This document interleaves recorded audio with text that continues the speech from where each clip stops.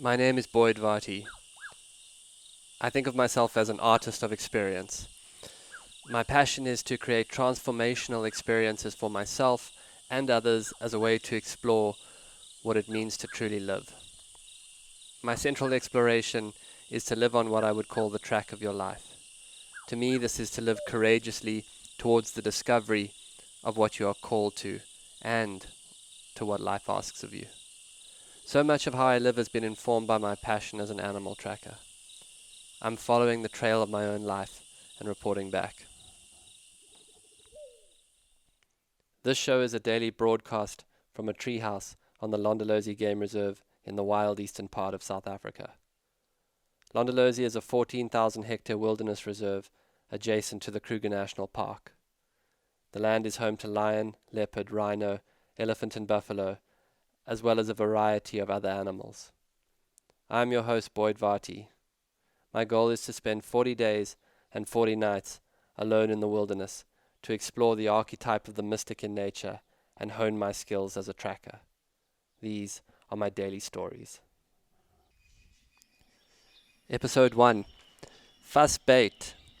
This is me downloading on the beginnings of my preparations to go and spend 40 days and 40 nights alone in the South African wilderness.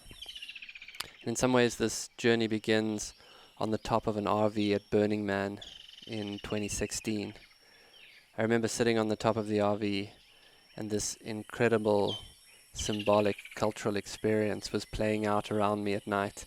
The neon was lighting the sky, the lasers, and you could hear the sound and this incredible scope of expression swirling around me, and something very deep inside of me said, this is not the mythology I'm looking for. This is not the symbolism that I long for.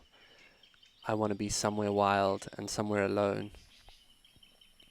On another occasion once, in the Bellagio, a Vegas hotel room, I remember standing at the window and looking out over the strip, and some distance away, out over the desert at night, a full moon was rising.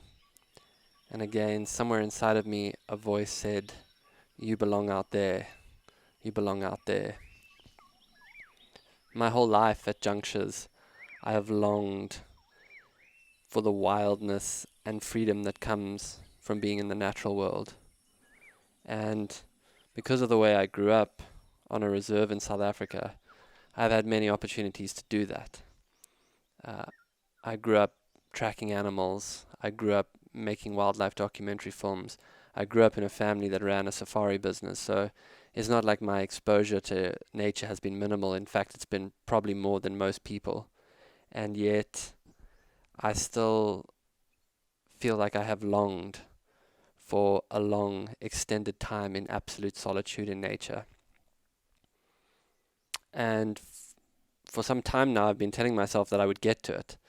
There was always this idea that, that was something that I was going to do, and I have done it, weeks at a time, 2 weeks, 10 days, 3 weeks. But I have never spent 40 days alone. And seeing as though it's the year 2020, there seems to be something elegant about the idea of 40 days and 40 nights alone. There's a certain numerological elegance to it. I guess I should try and capture for you a couple of my reasons for going to the tree. One of the primary reasons is my whole life, you may say I've been a seeker. I've been fascinated in the mystical paths. And what I would deeply like to understand is the archetype of the mystic in nature. Why did Jesus go to the desert for 40 days and 40 nights? What occurred while he was out there? What is the symbolic meaning of being tempted by the devil? Does that mean that he was having encounters with his own psyche? Does that mean he was piercing the veil of illusion that the mind can create through stories? I don't know. Why did eventually the Buddha go to the grove and sit down under the Bodhi tree and say, I will not move until I've attained enlightenment. I will sit under this tree until I die, or I will become enlightened. And why did the great mystic and one of my primary teachers, Byron Katie, start going out into the desert alone after she had her awakening experience in 1984. So one of the core goals is I would like to explore and understand the idea of the mystic in nature from inside the experience. I can read endlessly about the Desert Fathers. I can read accounts of John the Baptist going into the wild, and yet there is something about the solitude of being inside that experience myself that fascinates me. So that is certainly one of the reasons I would like to go into the mystic in nature from the inside. Another reason is that it feels like a moment in time. Right now, with the arrival of COVID-19, dismantling the way that we have lived, the earth is probably the most quiet it's ever been. And I've always had this idea that one of the reasons the mystics went to nature was to hear the creator, the audible life stream, the current, the underlying vibrational energy, to hear it speak through its creation. And there's something about the idea now that planes are grounded, cruise ships are away, and there's just a kind of quietude coming into the world that feels like it could be very, very energetically supported. On top of that, every responsibility I had has been cancelled. All my retreats are cancelled, the safari business has gone quiet, the world has gone quiet. And people all over the world are in isolation. They've locked themselves away in different environments. And so it seems as if the world is asking in some ways right now for solitude, for isolation. And yet what it is also asking is to see if we can find, in truth, a deeper connection to everything through that isolation. And so I'm interested in that idea. And another reason, perhaps, is that I've always been interested in the Franciscan consciousness. I'm not I wouldn't call myself a Christian by any means, but I am interested in the Christian mystics, as I'm interested in all mystics. And I've always been fascinated by St. Francis's story, the idea that he gave up a life ordained for him as a rich merchant, and to go and live quietly in nature. This is an idea that's very, very interesting to me. And St. Francis is the only saint depicted as looking down to the ground instead of up to the sky, and he's always seen with animals around him. And so one of the things that I'm excited to explore is to go into the consciousness of wild animals by living like them, immersed in their environment, spending days in their dimension of time, exposed to the temperatures they face, the rhythms they face. Renius, one of the great Shangan trackers, always used to say to me that in order to understand the animals, you must live like an animal. And so there's this idea that I will be out in a wordless dimension. Nature is a place where there's not a lot of words spoken, and so the verbal mind starts to give way to something wordless.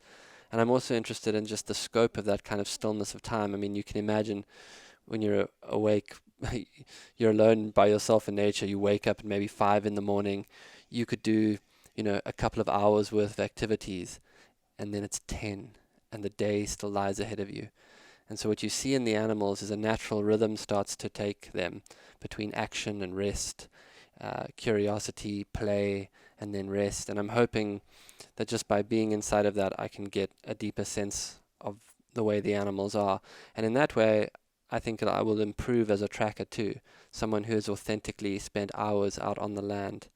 And so another one of my motivations is definitely to enter into the consciousness of nature, enter into a wordless consciousness, and enter into a different relationship with the dimensions of time. I've also my whole life been fascinated by the idea of wildness and wilderness. To me, some of what is lost in modern life, and I'm lucky to live between the wilderness and the United States, so I have this kind of dual view.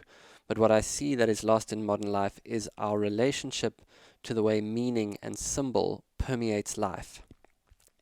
And, one of the ways to play with that in this moment is if you were to close your eyes and I simply said the word mother to you.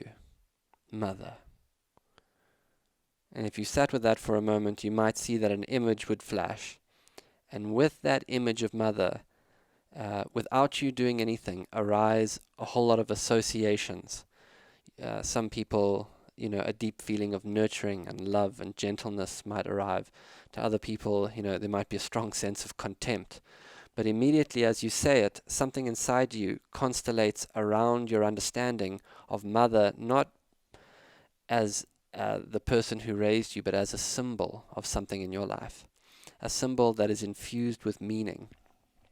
And what it seems to me is that in a society where everything is a commodity to be consumed, somehow the meaning structures around certain symbols start to fall away. So part of going out into wilderness is to explore how being in wilderness infuses my life with the symbology of what it means to be wild and free and alone. I'm interested in what being in wilderness helps me become as a man. I'm interested in places it helps me find in myself. I'm interested in energies that arise alone out there. And I should say to you that I in a lot of ways do not feel ready for this. I long for the meaning that this type of encounter can bring into my life, but I don't know if I'm ready for the journey. The idea of 40 days and 40 nights alone versus the reality of doing it is, as this time is suddenly rushing up on me, really starting to dawn on me. I feel in some ways mentally unprepared for 40 days and 40 nights alone. And, I might just ask you at that juncture to try and think back on where you were 40 days ago. You might look into your diary and glance back, and that'll give you a sense. And obviously there will be nothing to distract, so to speak. There is just open space. And I was actually originally meant to go in July, and there was a whole kind of mental process that I had planned to start to get myself ready for this. And now it's happening at much shorter notice through all of these circumstances. I'm afraid that it's too long. I'm afraid that I will be unable to do it. I'm afraid that all of my shit will come up, which I'm certain it will. I'm afraid of being alone with no contact to the outside world. Yeah, so I guess I'm just working my way towards that, through that at the moment, as I'm slowly starting to prepare. And obviously, going in the next few days, there's a whole lot of logistical things that need to happen. A lot of people ask what I will do for food. I'm not going to be living off the land. I will receive, I'm going to take fruits, vegetables, nuts, raisins, that sort of thing. I will receive a food drop probably every 10 days or so. Meat, on the other hand, I plan to rob from predators like the old Shangaan hunter-gatherers did for hundreds of years in this area. The idea is that you find the tracks of lions or leopards and you follow them like people did for thousands of years on the plains of Africa. And if you find them on a kill, you run in and you borrow some of the meat from them. And of course, this is no doubt what I call a home idea. Home ideas are great ideas when you are all safe and sound and comfortable, miles from the reality of what that might take. But seeing if I can attain meat using the ancient art of tracking is one of the things that I'm definitely interested in. All of this to say that I will have to, as they say in Afrikaans, phosphate. Phosphate is an Afrikaans word that roughly translates into bite down. Phosphate was a term used by the legendary South African Special Forces that basically means endure. No theory, no pontification. You just fucking phosphate. You haven't eaten, you're tired, you're cold. Phosphate. You might die of exhaustion. Phosphate. Your feet are covered and blistered and you're severely dehydrated. Phosphate. And definitely phosphate is a lost way in a world where there's this weird preconception that we deserve to be happy and comfortable. In fact, you shouldn't be inconvenienced or uncomfortable in any circumstance.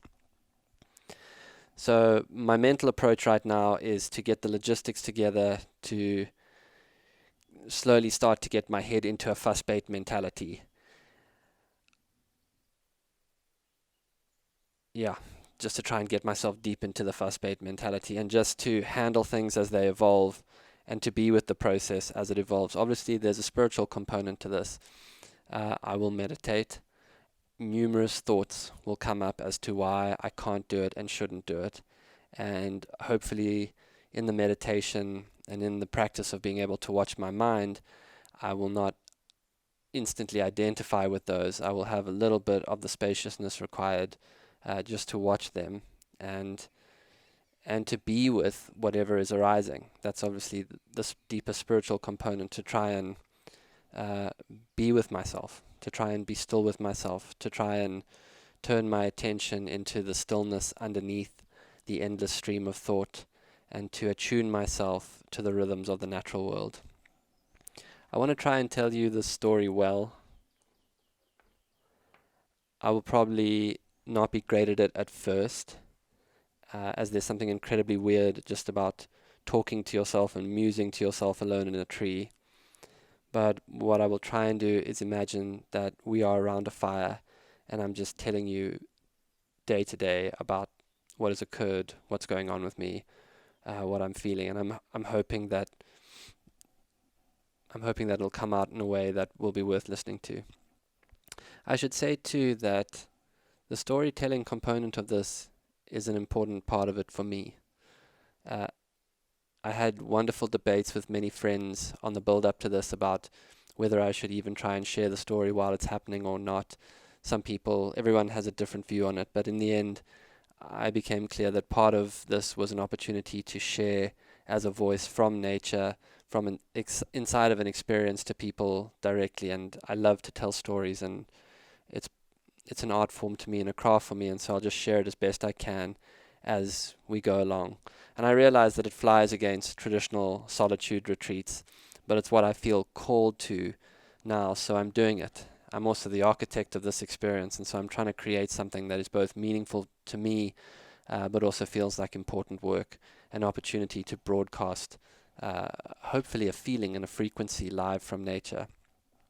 My Excel will be different probably in a few ways. I will try to share simply how the day unfolds and what happens to my state of consciousness as the solitude and the practices of meditation and tracking deepen.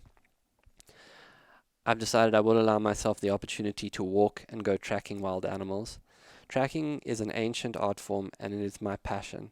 And part of why I'm doing this is to improve my skill set as a tracker. I will work out hours and hours of walking, but probably in other ways too. Tuning my body to the lifestyle of an elite tracker feels important to me. I've known trackers who seem to have just endless physical capabilities, men who could walk, without water, without food, from sunrise to sunset. And I'm interested in this idea of attuning myself physically to this process and the resiliency that you see in all animals and all people who spend great deals of time in the natural world. This event will take place at Londolozi Game Reserve. Londolozi is the land that I grew up in, 14,000 hectares, contiguous with the famous Kruger National Park. And I will be based at a treehouse, which is itself a wooden deck up in a beautiful Scotia tree. The treehouse was originally built as a film set for a film that my uncle made in the early 90s. And since then it's been through various iterations, but really what it is just a deck in the boughs of a beautiful Scotia tree on the banks of a small drainage line called the Inyatini drainage line, sort of a deep ravine full of small tambutis. It's dark, it's cool, there's thick river sand at the bottom of it. It's essentially dry year round. Occasionally water will run in it when there's been big rains. It's an area that leopards absolutely love. It's an area with a lot of buffalo. Elephants feed up and down it, so there'll be opportunities. I'm certain that I will have encounters with animals regularly just from the treehouse. Having slept there before, I can tell you that I've woken up on occasions to a herd of elephants all around me below the tree. It's a very special spot, and it's a place that I feel drawn to.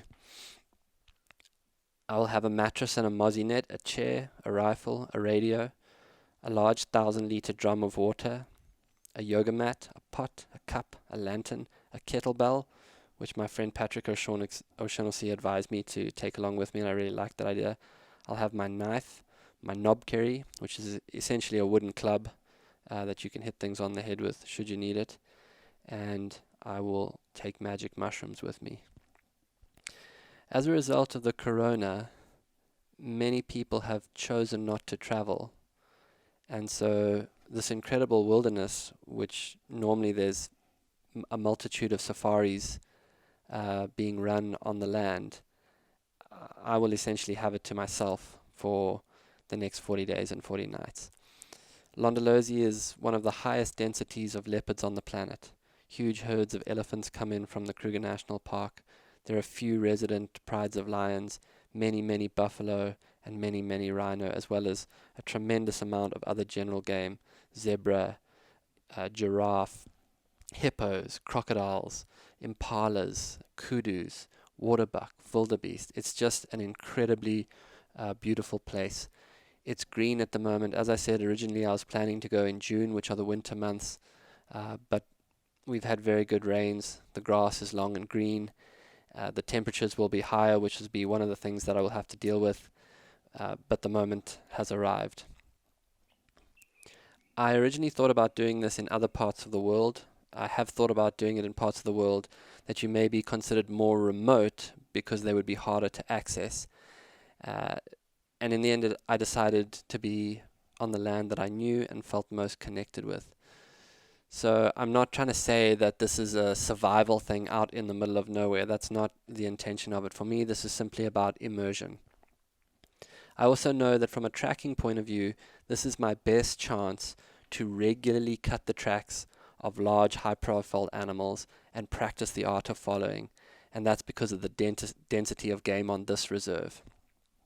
Bear in mind that this piece of wilderness I will be on is part of the Greater Limpopo Transfrontier Park, and so the area that I will be able to operate on is about 14,000 hectares, about 30,000 acres, connected to a larger 10 million acres of wild land. So if you were to get onto the high ground somewhere and look east from where I will be living up in the tree, you would look towards one of the largest game reserves in the world, about 10 million acres of wild land. So friends, that's a little bit of an introduction. I hope to take you well on this journey and share the stories that come. My sister and brother-in-law will be uploading as best they can. They will be collecting the audio from a designated spot where we're gonna have a drop spot. Occasionally you might hear my sister or Richard cut themselves in post-production to give you information. You can also leave questions for me to answer, and they will bring the questions out and tie it in a little tied piece of paper, kind of like an unusual little mail drop, and leave them there, and I'll be happy to answer them as things go along. You can follow along at the various platforms that we'll set up to follow along. I don't even know what those will be yet. Right now, I'm trusting them to work out how to share this well, and I'm just starting to get my head into this endeavor. I'm doing this right now because this is what the track of my life is pulling me towards, and for a long time now I've tried to live towards what I know to do from the deeper parts of myself. I feel a tremendous amount of resistance appearing inside of me. I feel like there are so many reasons why I can't do this. I'm afraid that I won't be able to get through it. Suddenly 1,000 reasons seem to make it an impractical time to be doing it, and then underneath all of those reasons why it's impractical, a deeper knowing. And so the time has come now, and I hope together we can all phosphate.